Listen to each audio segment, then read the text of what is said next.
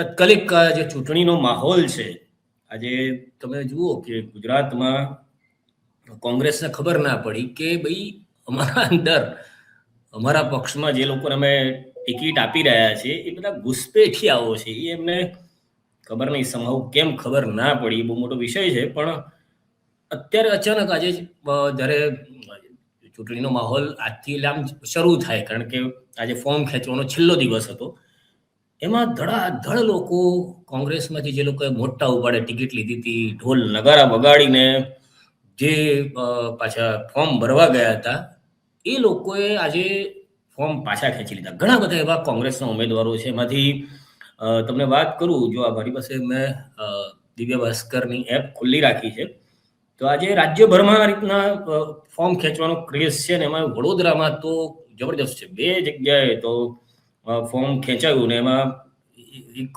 કનુ પ્રજાપતિ, એમની તો કાર પણ લોકોએ ભૂકો બોલાવ્યો એટલે કાચબાજ તોડી નાખ્યા. પણ એટલે સુરતમાં પણ ઘણા બધા ઉમેદવારોએ ફોર્મ પાછળ ખેંચી લીધા. એવા આમ જોવા જઈએ તો કોને કોને ફોર્મ ખેંચ્યું, તો ભાઈ વારિસ સૈયદ કોંગ્રેસના એમાંથી ઉભા રહ્યા હતા સરખેજમાંથી, એમણે ફોર્મ પાછું ખેંચ્યું. રમીલા ઠાકોર એ થલતેજમાંથી ફોર્મ લઈને ઉભા રહ્યા હતા. કનુભાઈ પ્રજાપતિ એ વોર્ડ 11માંથી કોંગ્રેસમાંથી એમને ટિકિટ મળી હતી વડોદરામાં, એમણે ફોર્મ પાછું ખેંચ્યું.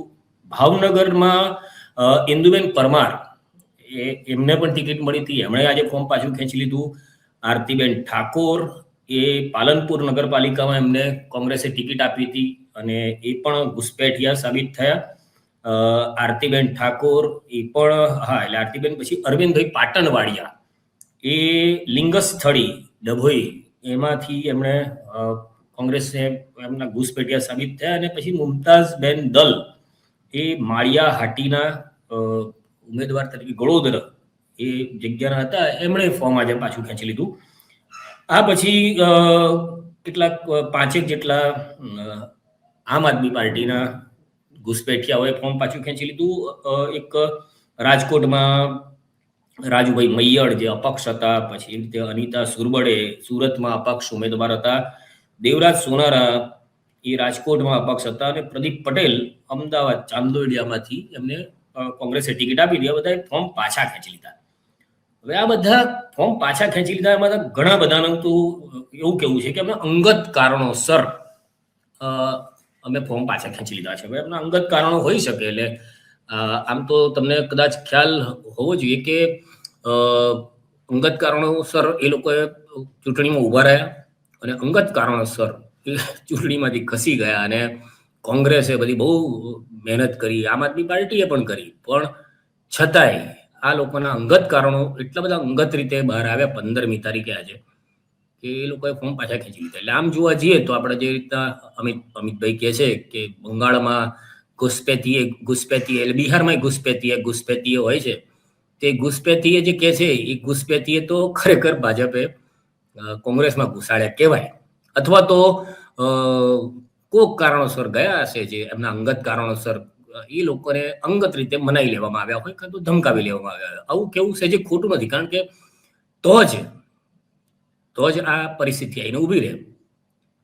વડોદરાની અંદર પણ એક વિડીયો મારી પાસે છે, તમને બતાવું પહેલા તો કે એ વિડીયો જે છે એ વોર્ડ નંબર 2ના છે. વોર્ડ 2માં એ બેનનું નામ છે ભૂમિબેન પ્રજાપતિએ એમનું ફોર્મ પાછું ખેંચી લીધું અને એ બહુ મોટો હોબાળો થયો. એટલે એના માટે બુરખો પહેરીને ગયા હતા પાછા એવું. એટલે એમનું અંગત કારણ હતું એવું એમને મીડિયામાં બાઇટ આપી છે કે મારા અંગત કારણોસર હું ફોર્મ પાછી ખેંચવા માટે બુરખો પહેરીને આવી છું અને કોંગ્રેસે આ લોકોને ટિકિટ આપી હતી. જો એ વિડીયો કેવી ધમાલ થઈ જાય. જો